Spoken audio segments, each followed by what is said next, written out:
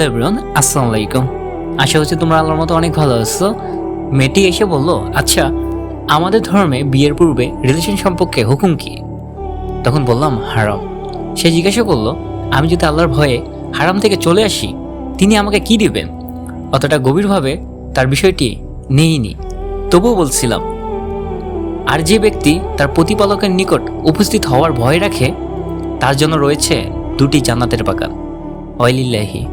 আমি কখনো ভাবতে পারিনি মেয়েটি হারাম ছেড়ে বেলা ফুরোবার আগেই তার আসল নিরে ফিরবে।